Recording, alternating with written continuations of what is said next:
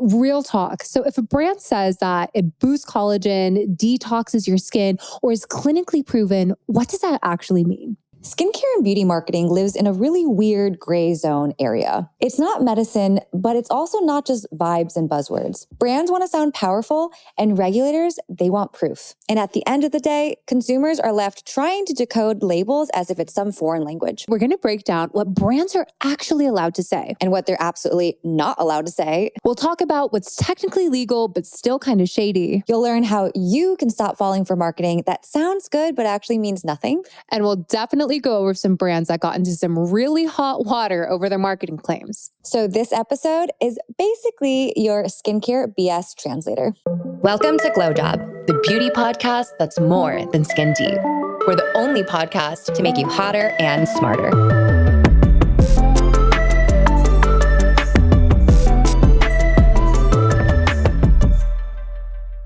So before we get into actual claims, let's first talk about who is policing brands, who is responsible for deciding what products are and what brands are actually allowed to say. So in the US, skincare is regulated in two different ways. One group decides what your product is, and the other group decides how you get to talk about it. So it's the FDA, the Food and Drug Administration, that governs product classification. And then it's the FTC, the Federal Trade Commission, which governs marketing and claims. So if a product is out there trying to talk about how it treats, cures, or just changes the way that the body overall functions, it's therefore going to be classified as a drug. So in the US, there's a big distinction between a cosmetic and a drug. A cosmetic is anything that is used to beautify. So think makeup and skincare. But a drug is very specific. And the language in the US law basically stipulates that a drug is anything that alters the structure of the body. So within beauty, there are actually certain products that are considered drugs and cosmetics. Something like this would be a sunscreen. Anytime you see this, what they call a monograph on the back of the bottle, where it says like percentage of a drug, that is something that's required for any sort of drug. So that includes sunscreens, acne products, and even certain wrinkle creams. So when you're thinking about sunscreen specifically, you have to think about skin cancer. Obviously, it's a huge health issue, something everybody should be cognizant of. And when it comes to your skin changing because you're using it or not, like obviously the sun can go in and damage your skin, and sunscreen is supposed to go in and prevent that. So it is preventing the sun damage from going in and actually changing the chemical composition of your skin. So therefore, when we're talking about structure of the skin, that's a great example for sunscreen. But if a product is talking about enhancing your appearance or supporting skin function, then it's a cosmetic. And this is where the claims issues can get very, very hairy.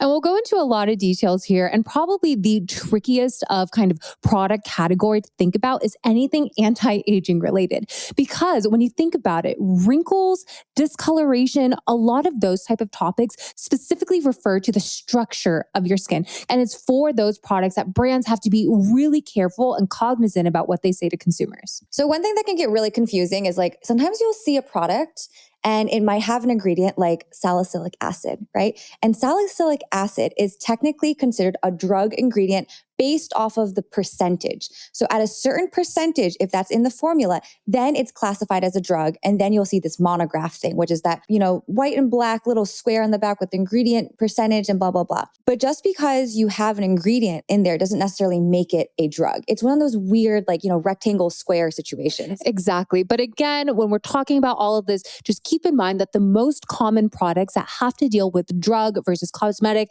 always going to be sunscreen, a lot of times acne products, and a lot of times wrinkle and anti-aging, but let's get into it. So when it comes to cosmetics, let's talk about what brands can actually say. Going back to skincare, brands cannot say if it's a cosmetic, they cannot say it removes wrinkles. Because if you were to remove wrinkles, that alters the structure of the body and that would be a drug claim. But what a brand can say is it helps improve the appearance of fine lines and wrinkles. Another example is anything about supporting the skin barrier. That is totally okay to say, but things you can't say are heals the skin barrier. Again, alters the body, cannot say that as a cosmetic. Brands can also say clinically tested.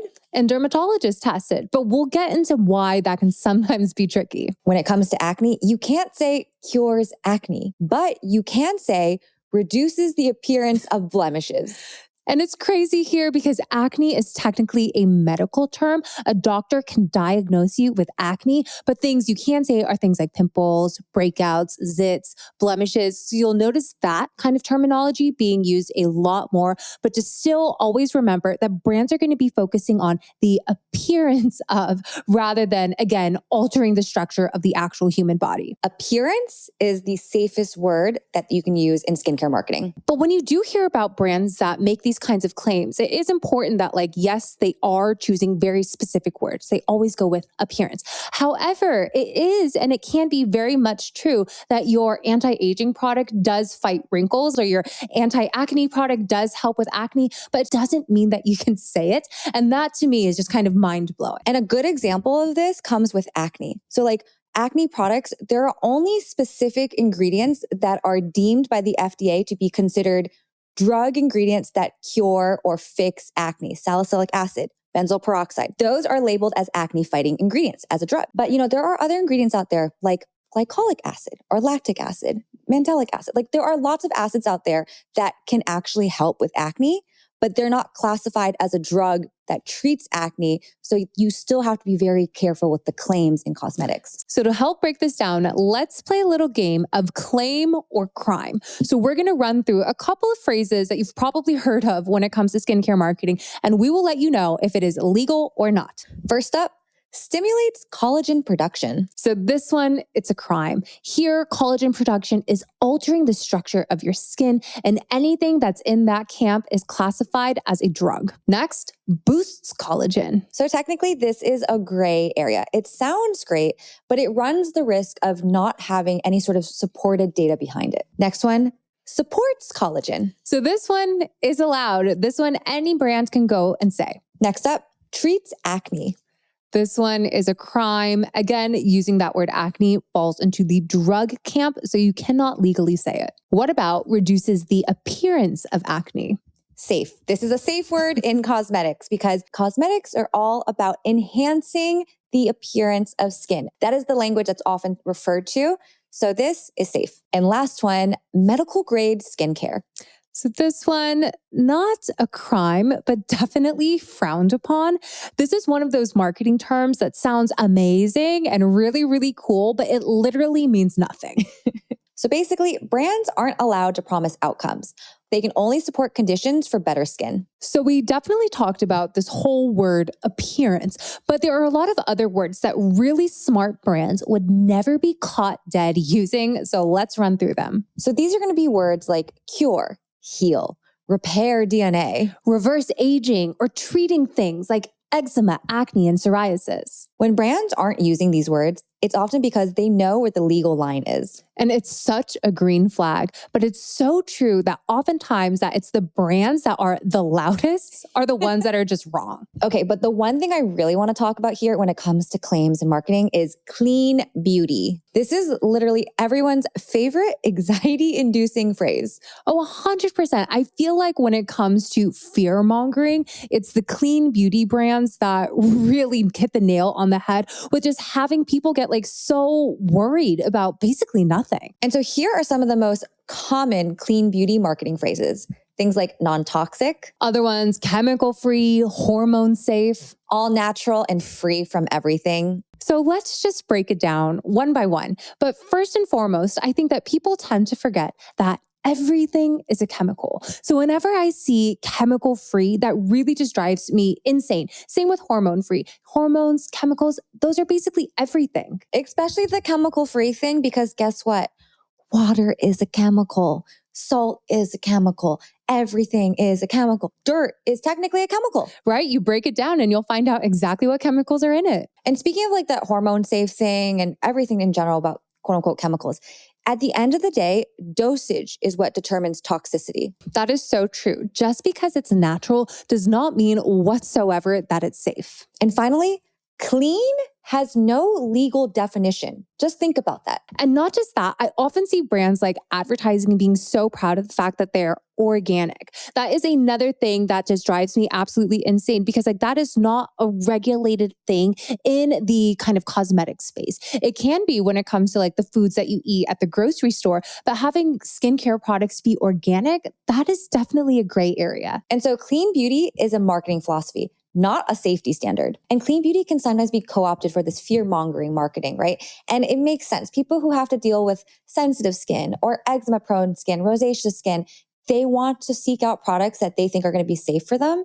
And oftentimes, that clean beauty marketing, sometimes you'll see the Eczema Safe Association or that little PETA bunny little sticker thing. You know what I'm talking about. Yes. And like those programs themselves are honestly really problematic because what I think that a lot of consumers don't understand is that they are paid to play and they are very expensive. Mm-hmm. So, let's just start off with PETA's Bunnies Without Borders program. It's an amazing program. I'm not going to lie. But what it means is that your products are not tested on animals, which is very important to a lot of consumers out there. I don't want my products, especially when they don't have to be tested on animals. I would not want that if it's an option, right?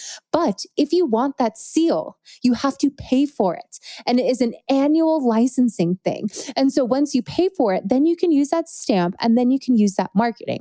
Of course, you can always claim on your product pages and on your website that you don't test on animals, but consumers are always going to trust you that much more if you can have the PETA logo with it. You know what I mean? That so makes sense. Exactly. And another association that's very similar is the Eczema Association. And that's also another pay to play one. So with this program specifically, you do have to submit your ingredient list to the Eczema Association. And there they have a bunch of doctors and skincare chemists who understand what types of ingredients cause inflammatory or are irritating to the skin. So if you can prove that all of the ingredients in your ingredient list don't cause any irritation, they will give you their stamp of approval. But again, you have to pay for it. And this to me is really problematic because these types of programs honestly strongly favor more established brands. It's always going to hurt the startup brands and the indie brands who don't have tens of thousands of dollars to pay for these types of things. Yeah, the incentives are kind of just misaligned.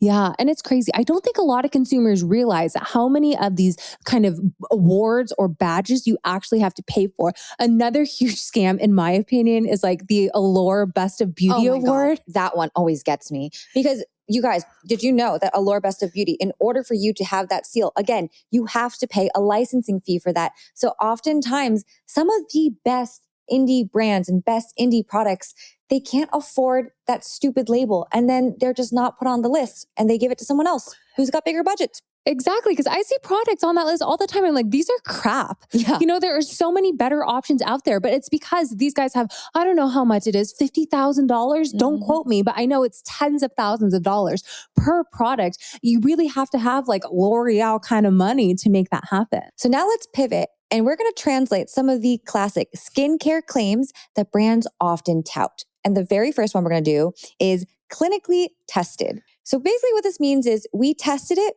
but we can't really promise you any outcomes. And brands literally hire outside labs to conduct these kinds of tests for them. And so just like all of those badges, all of these kind of clinical testing, these are big time pay to play. So here you can hire a lab. And what you'll basically do is you can have a product, and let's just use a moisturizer, for example. So you have this moisturizer and you will take it to a lab and you will tell them, I want claims that tell consumers that my product is the most moisturizing, barrier supporting, makes you look more luminous and dewy.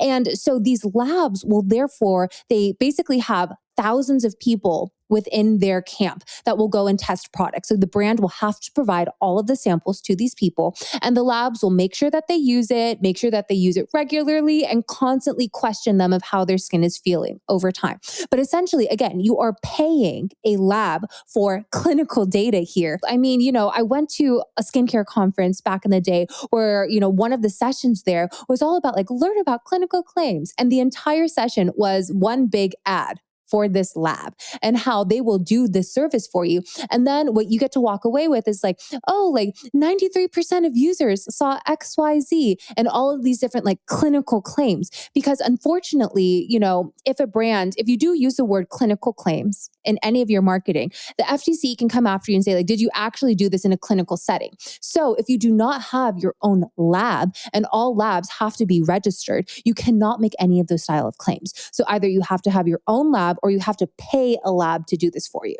So basically, you're customizing the data set that you want.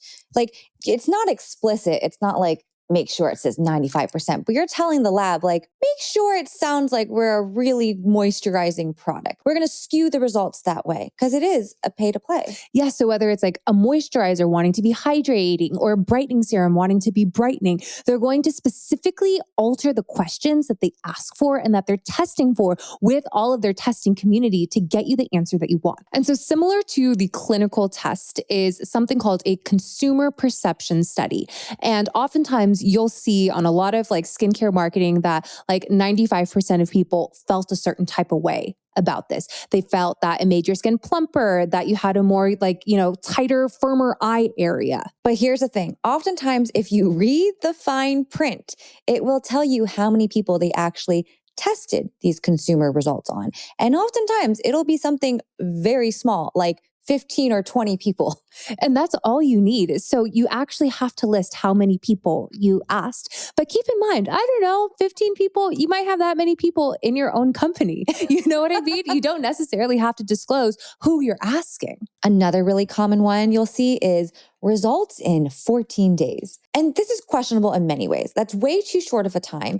And also, let's factor in our skin cycle, for goodness sake. Our skin cycle on average takes 28 days to go through a full round. So 14 days is only halfway through your cycle. How can you actually physically see change at all? It's not even really possible. It isn't possible. And that's the thing. But, we'll go into some specific examples where brands got into a lot of trouble for claiming that, oh, it works in this amount of time, 14 days, 17 days. But it's really problematic. Another one that we often see are things like dermatologist tested, dermatologist approved. Because like, what the heck does that actually mean? It means jack squat nothing. When we had Krupa from KKT Labs, who is a cosmetic chemist, she basically told us that if you want your product to say dermatologist tested, you just file some paperwork and send it out, and then they just give you the stamp. It's really easy. All they have to do is look at the ingredients in your product. And a dermatologist, they know science. They might know ingredients. They'll know which ingredients are going to irritate the heck out of your skin. And that's what they're doing. They're doing a cursory glance and making sure there's nothing in your product that could really harm you. And beyond that, once they see it's okay, they sign off, and then you can say dermatologist tested. It does not mean they actually test the product. No, they do not test it whatsoever. They're not taking it to a lab. They're just looking at the ingredient list and giving like a thumbs up or a thumbs down. They're not even saying like, would I use this myself? No. But that's why it's so crazy. Because like another thing when we were chatting with Krupa is that there is a fact that today when it comes to medical school students, the majority of them, the number one desired specialty is dermatology, because you can make so much money on the side as a derm by supporting skincare products, especially if you're comfortable with being on camera and starting a TikTok account. And the last one that we have, and this one is my favorite, but it is results may vary. And I love this one because basically it means, please don't sue us. It's a blanket statement, a catch-all. So with all this being said, it is actually crazy how many different ways brands can actually confuse consumers. So another way that brands could be misleading in their claims is through before and after photos. And so let's break down some of the biggest red flags for you to look out for. If the before and the after photo have different types of lighting, just recognize there's not consistency there, so you're not comparing apples to apples. Another one is obviously things like facial expressions, right? Sometimes in the before photo, people will be really deadpan or even sad looking. And in the after photo, they're smiling with a full set of teeth. Another big red flag to look out for is makeup and filters. Sometimes it can be hard to discern, especially on skin when makeup is applied well, but often they'll use things like, let's say, your hair. So in the first photo, the hair will not be done. You look kind of frumpy. In the second photo, the after, your hair's all done up and suddenly there's a bit of a glow. What is that?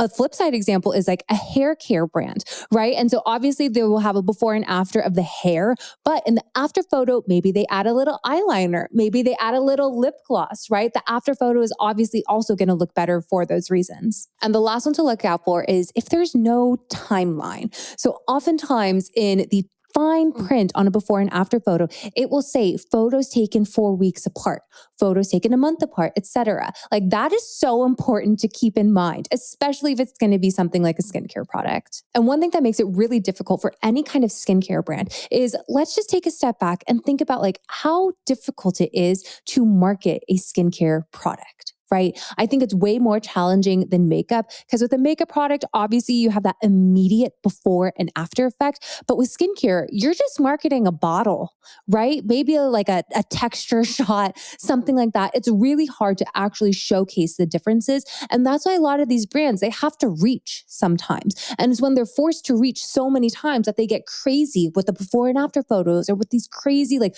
dermatologist tested eczema claims. You know what I mean? Oh, for sure. Like you said, you can see the changes makeup does, but skincare takes weeks, oftentimes at least 4 weeks. Or longer. And so I feel like that's why we'll often see skincare brands in more hot water than we do makeup brands. So we've talked a lot about the different kinds of claims that can be made within skincare and beauty. We talked about the red flags to look out for. But now let's talk about real beauty brands that got in real trouble for their claims. And you will actually be surprised because some of these brands are huge and you would think that they probably have really great like compliance officers and marketing wizards that literally go line by line and check the copy. But a lot of times things fall through the cracks because again, it is really hard to market a product these days. So first up is Lancome, owned by L'Oreal. And they got into a lot of trouble with the FTC because of their line Genifique, which boosts something called the youth code. And so they claim that it, quote unquote, boosts genes and delivers visibly younger skin in just 7 days. So this is so problematic because like, first of all, what the heck does it mean to boost genes? Who knows? Right? Like, I think that they're trying to make people think like, oh, boosting my genes is going to make me young again. Mhm. But, you know, here, clearly there's obviously issues with claiming to boost genes because if something does alter your genes, again, you're in that camp of altering the structure of your body because let's not forget like DNA, that's our genes. That is what our bodies are made up of. But also there's issue with the whole 7-day turnaround, that whole promise, because, you know, you're not going to erase any type of skin damage or fix any type of wrinkles within 7 days. No, that's 1/4 of your skin cycle. It doesn't make any sense. It's also really important to note that there is absolutely zero scientific proof that any type of cosmetic can alter gene expression.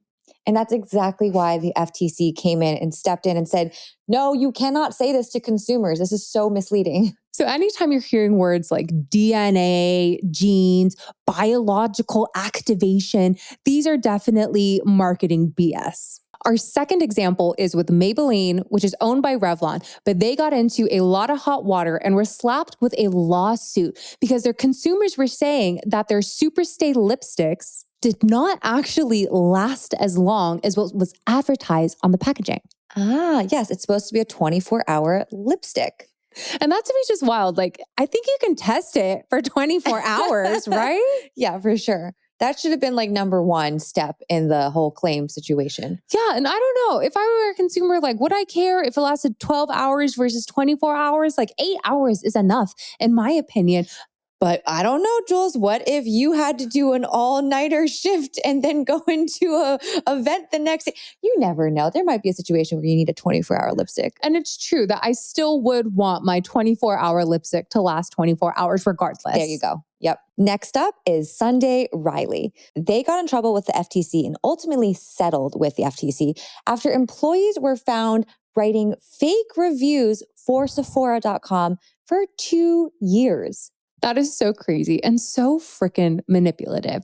But it goes to show like anybody can leave a Sephora review. Do you remember that one episode of Silicon Valley on HBO where Jin Yang essentially owned an Amazon review farm? Oh, yes, yes. But here's the problem is that reviews are advertising. And so here they're doing false advertising and it's dangerous. It's illegal. So one company that I think is doing an awful job of this is, are you familiar with the brand Skeepers? No. So Skeepers is essentially this like UGC. They supply creators with beauty products, and all these brands pay Skeepers tens and tens of thousands of dollars to help seed out their products to UGC people and influencers. And oftentimes it is an exchange of like a positive or like honest. They say we want an honest review. But what they also do is they farm reviews. Oh, yes. You know what? You'll see that often on Sephora.com or Ulta.com, and they'll be like, I received this product as part of a promotion and I'm testing it and blah, blah, blah. Of course, you're going to be incentivized to say something positive then. Yeah, because you're getting it for free. And if you say something negative, the person is going to kind of automatically think that if I say something negative, I'm not going to be allowed back in. But yeah, so it's wild that a Skeepers is allowed to do this, but Sunday Riley is not.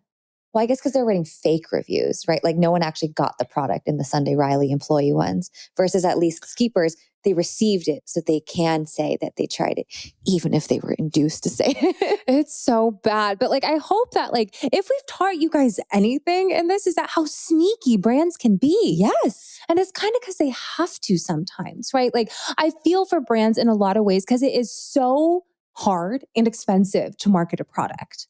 There's so many brands out. There's so many different types of products, and everyone has such a small attention span. You're fighting the rat race. Another brand, and this one happened more recently, but in 2024, Ulta got in trouble and got hit with a lawsuit because a lot of the products within their Conscious Clean program were actually proven to have like known allergens, skincare irritants, as well as things like PFAS, the things that you would not expect in a Consciously Clean program. No, thank you.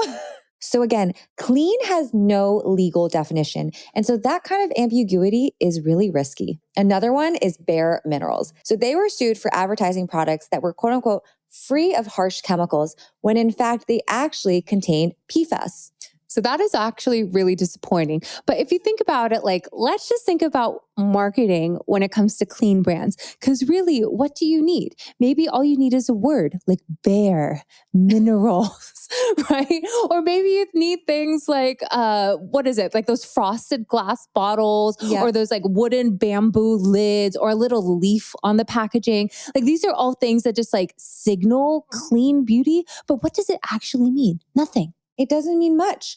You know, there was a TikTok video I saw the other day, and he was a product designer, and he was trying to show how easy it is to design a product to signal to the human brain that this is a healthy product. So he took a Pepsi can and he's like, let's make a Pepsi can and make it look healthy and hydrating. And so he takes the Pepsi logo, he turns it just like black and white, he puts it on a blue bottle, he puts a little droplet of water, he puts the words hydrating large across the bottle. And by the end of this whole thing, I'm looking at this Pepsi bottle, I'm like, yeah, that seems like a great health drink. It's so crazy how visual cues can make you perceive something as quote unquote good for you. Yeah. And that's like my big problem with the whole like clean beauty movement. Because technically, what's inside the product is likely going to be the same. I think a lot of consumers, what they also often don't realize is like there's a finite number of ingredient suppliers out there, period, right? So a lot of times these brands, they're getting their hyaluronic acid, their niacinamide, whatever peptide ingredients. They're all basically coming from the exact same place. But at the end of the day, it's the way that the bottle looks and the way that the influencers and the marketing campaign looks that really signals to the consumer like, oh, what am I buying here?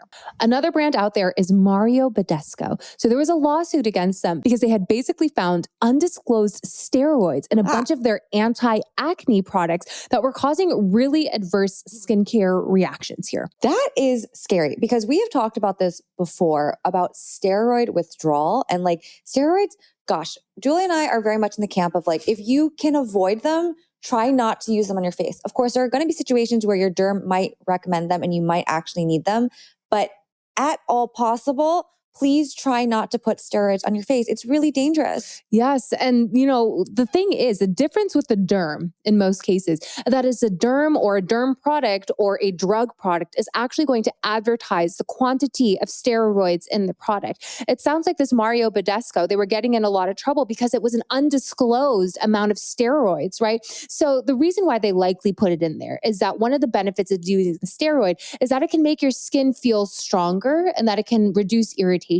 And a lot of times if you're dealing with something like acne, like your skin can straight up hurt right? Like it can feel raw, it can feel inflamed, and a steroid can basically trick you into thinking like, oh my God, my skin is getting better because it feels better. Because all of those like negative, painful feelings are now being dumbed out. What's also scary here is that steroids are classified as drugs. So like, how the heck did they get a drug into the cosmetic? Like that just seems like an egregious oversight. Yeah, honestly, if I found steroids in my skincare treatments that where it wasn't explicitly stated, I would be absolutely furious. Same. And finally, there have been multiple made in USA lawsuits and claims issues. A few brands are like Miele Organics, Paula's Choice, and Paul Mitchell. So they've all faced scrutiny for allegedly saying that their products were made in the USA when in actuality, they were sourcing internationally and just bottling it finally in the US. So this is what I'm talking about here. Like all of these brands have a really good understanding of what consumers value and what they think is important.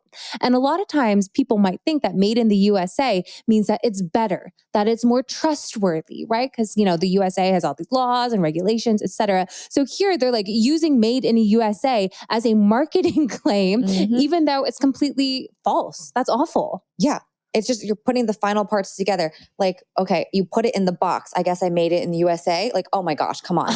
I mean, I know fashion brands that do this too. And this is what pisses me off about them. A lot of times fashion brands, let's say you're like buying this like luxury handbag, for example, and it's going to say handmade. Oh my gosh. Handmade handbag, right? And you're like, oh my God, this person, they spent hours like stitching everything together. But oftentimes with these bags, what people will basically do is they'll make it by machine and use like sewing machines and mass manufacture these products. And then someone at the very last stage will like do the final stitching and touch-ups. And then they get, boom, the handmade stamp of approval. So misleading.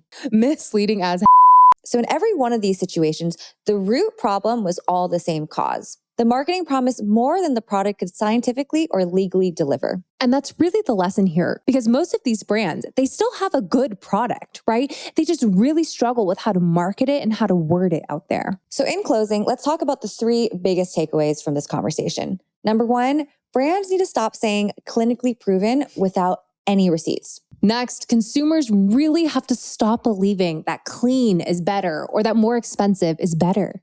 And finally, be on the lookout for green flags when a brand explains how something actually works, not just what it promises. And honestly, we hope this was helpful. We know how hard it is to shop out there. It can be so confusing. But here, at least, you know, in my mind, if a brand is actually doing the right thing when it comes to marketing and messaging, it honestly really helps me to trust more the actual ingredients of the formula inside the bottle. Does that make sense? 100%. And then honestly, I'm more likely to be loyal because I know that they're going to be one of the few brands that actually has morals and can stand on the ground with 10 toes down. Like, I feel safe. Yes, and they don't have to rely on all of these crazy, outlandish, and illegal things to try and gain like more eyeballs onto the product, right? Like they know how to talk about what's inside the package, you know, and still delivering and making people happy. For sure. So you guys, if you want more episodes like today's, be sure to tune in next Thursday where we do a deep dive into a new topic every week. And we hope to see you on Monday for our news roundup episode where we bring you the hottest and smartest stories in beauty and business. See you guys next week. Bye. Bye.